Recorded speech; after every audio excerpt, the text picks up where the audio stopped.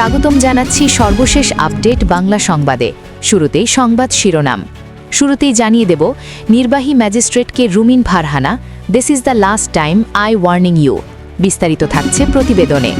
এদিকে নির্বাচনে ভিপি নূরের পক্ষে কাজ না করায় বিএনপির ৩ কমিটি বিলুপ্ত। বিস্তারিত থাকছে প্রতিবেদনে। আরও জানিয়ে দেব, লক্ষ্মীপুরে জামাত বিএনপির মারামারি, পাল্টাপাল্টি মামলায় আসামি ৩৮৭। বিস্তারিত থাকছে প্রতিবেদনে। এদিকে রবিবার দ্বৈত নাগরিকত্বের বিষয়ে সিদ্ধান্ত দেবে ইসি। বিস্তারিত থাকছে প্রতিবেদনে। আরও জানিয়ে দেব, কাদের সাদ্দাম সহ ৭ নেতার অভিযোগ গঠনে প্রসিকিউশনের শুনানি আজ। বিস্তারিত থাকছে প্রতিবেদনে। এবং সর্বশেষ জানিয়ে দেব, বাকি ৪৭ আসনে প্রার্থী দেওয়া নিয়ে যা জানালো জামাত। বিস্তারিত থাকছে প্রতিবেদনে। এতক্ষণ শুনছিলেন সংবাদ শিরোনাম, এবারে বিস্তারিত।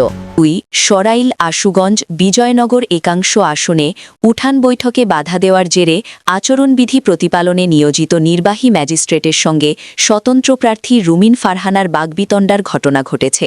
শনিবার বিকেলে সরাইল উপজেলার নোয়াগাঁও ইউনিয়নের ইসলামাবাদ গুগদ গ্রামে এ ঘটনা ঘটে। পরে আচরণবিধি লঙ্ঘনের অভিযোগে ৪০,০০০ টাকা জরিমানা করা হয়। জুয়েল মিয়া নামের রুমিন ফারহানার এক অনুসারী জরিমানার টাকা পরিশোধ করেন। উপজেলা প্রশাসন ও প্রত্যক্ষদর্শী কয়েকজন বলেন, আজ বিকেলে ইসলামাবাদ গ্রামে উঠান বৈঠক করছিলেন রুমিন ফারহানা। তিনি বক্তব্য রাখার এক পর্যায়ে কয়েকজন পুলিশ সদস্যকে নিয়ে সেখানে হাজির হন নির্বাহী ম্যাজিস্ট্রেট ও সহকারী কমিশনার ভূমি শাহরিয়ার হাসান খান। এ সময় রুমিন ফারহানা বৈঠকস্থলের পাশে নির্বাহী ম্যাজিস্ট্রেটের সঙ্গে তর্কে জড়িয়ে পড়েন। এ সংক্রান্ত একটি ভিডিও সামাজিক যোগাযোগ মাধ্যমে ফেসবুকে ছড়িয়ে পড়া ভিডিওয় নির্বাহী ম্যাজিস্ট্রেটের উদ্দেশ্যে রুমিন ফারহানাকে বলতে শোনা যায়, আপনি পারলে থামাই দেন, আজকে আপনাকে ভদ্রতার সঙ্গে বলছি, নেক্সট টাইম কিন্তু ভদ্রতা দেখাবো না। এ সময় পাশে থাকা এক ব্যক্তিকে বৃদ্ধাঙ্গুলি উঁচিয়ে বলতে শোনা যায়, আপনাদের তারা বুইলা আঙুল দেখায়, আপনারা কিছুই করতে পারেন না। এ সময় রুমিন ফারহানা বৃদ্ধাঙ্গুলি উঁচিয়ে বলেন, আপনাদের তারা এই রকম দেখায়।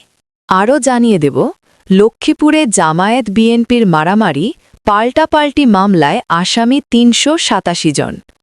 লক্ষ্মীপুরে জামায়াত বিএনপির নেতাকর্মীদের মধ্যে মারামারি ঘটনায় পাল্টাপাল্টি মামলা হয়েছে।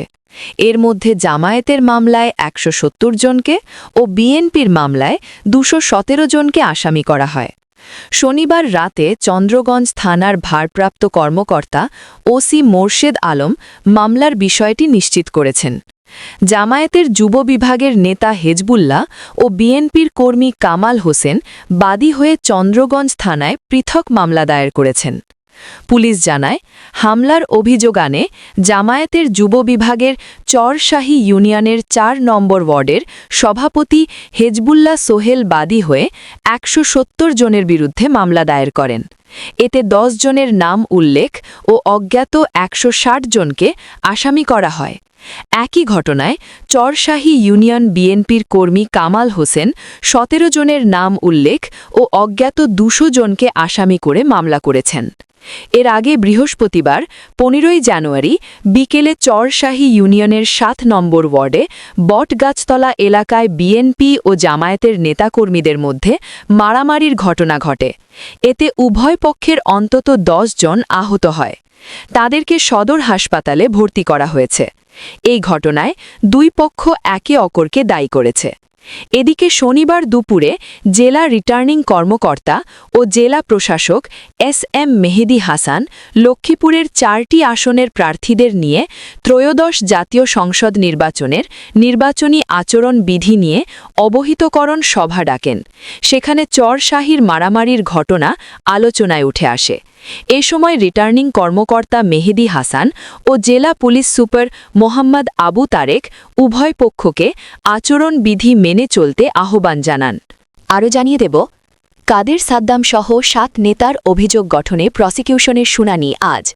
জুলাই আগস্টের মানবতাবিরোধী অপরাধের মামলায় কার্যক্রম নিষিদ্ধ আওয়ামী লীগের সাধারণ সম্পাদক ওবায়দুল কাদের সহ ৭ জনের বিরুদ্ধে অভিযোগ গঠনের শুনানি আজ। রোববার ১৮ জানুয়ারি আন্তর্জাতিক অপরাধ ট্রাইব্যুনাল ২ এর চেয়ারম্যান বিচারপতি নজরুল ইসলাম চৌধুরীর নেতৃত্বাধীন ৩ সদস্যের বিচারিক প্যানেলে এ শুনানি হবে। অপর সদস্যরা হলেন বিচারক মো মঞ্জুরুল বাসিত ও নূর মোহাম্মদ শাহরিয়ার কবির। এ মামলায় প্রথমে শুনানি করবে প্রসিকিউশন, এরপর আসামিপক্ষে শুনানি হবে। যদিও ৭ জনের কোনো আসামি গ্রেফতার নেই। পলাতক থাকায় তাদের পক্ষে সরকারি খরচে স্টেট ডিফেন্স আইনজীবী নিয়োগ দেওয়া হয়। প্রসিকিউশনের আবেদনের পরিপ্রেক্ষিতে গত ৮ই জানুয়ারি এই আদেশ দেন ট্রাইব্যুনাল। ওই দিন ৭ আসামিরই আত্মসমর্পণের দিন ধার্য ছিল, কিন্তু তারা হাজির হননি। এছাড়া পরোয়ানা জারির পর ২৯ ডিসেম্বর গ্রেফতার করে তাদের ট্রাইব্যুনালে আনার কথা ছিল। তবে স্থায়ী অস্থায়ী ঠিকানায় গিয়ে কাউকে খুঁজে পায়নি আইন প্রয়োগকারী সংস্থা। পরে ৩০ ডিসেম্বর পত্রিকায় বিজ্ঞপ্তি প্রকাশের নির্দেশ দেন আদালত। এবং সর্বশেষ জানিয়ে দেব বাকি ৪৭ আসনে প্রার্থী দেওয়া নিয়ে যা জানালো জামায়াত। ত্রয়োদশ জাতীয় সংসদ নির্বাচনে জামায়াতসহ নির্বাচনী ঐক্যের ১০ দলের প্রার্থী নিশ্চিত করা না বাকি ৪৭ আসনের বিষয়ে লিয়াজো কমিটিকে দায়িত্ব দেওয়া হয়েছে। শনিবার বিকেল ৪টার দিকে জামায়াতের কেন্দ্রীয় কার্যালয়ে এক সংবাদ সম্মেলনে এই তথ্য জানান দলটির সহকারী সেক্রেটারি জেনারেল এবং কেন্দ্রীয় প্রচার ও মিডিয়া বিভাগের প্রধান অ্যাডভোকেট এহসানুল মাহবুব জুবায়ের। তিনি আরও জানান, লিয়াজো কমিটি আলোচনা করে প্রস্তাব দেবেন, এরপর শীর্ষ নেতারা চূড়ান্ত সিদ্ধান্ত নেবেন।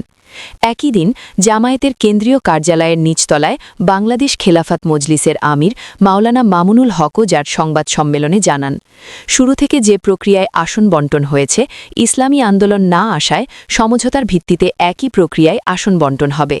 যে আসনে যে দলের প্রার্থীকে সবচেয়ে শক্তিশালী মনে করা হবে তাকেই একক প্রার্থী হিসাবে মনোনয়ন দেওয়া হবে। তিনি বলেন, সমঝোতা হওয়া আসনগুলোতে যে দলের প্রার্থী থাকবে তিনি বাদে বাকিরা মনোনয়নপত্র প্রত্যাহার করে নেবেন। ঐক্যবদ্ধভাবে সেটি প্রত্যাহার করা হবে। ১৯ জানুয়ারির আগে অন্য কোনো কিছুর সম্ভাবনা দেখা যাচ্ছে না। গতকাল ইসলামী আন্দোলনের সংবাদ সম্মেলনের পরে তারা ৩০০ আসনে প্রতিদ্বন্দ্বিতা করছে ধরে নিয়েই ১০ দর কর্মপরিকল্পনা সাজাচ্ছে। উল্লেখ্য, এখন পর্যন্ত ১০ দলীয় জোট থেকে ১৭৯টি আসনে জামায়াত, ৩০টিতে এনসিপি, বাংলাদেশ খেলাফত মজলিস ২০টি, খেলাফত মজলিস ১০টি, এলডিপি ৭টি, নেজামে ইসলাম পার্টি ২টি এবং ২টি আসনে বাংলাদেশ ডেভেলপমেন্ট পার্টির প্রার্থিতা নিশ্চিত হয়েছে।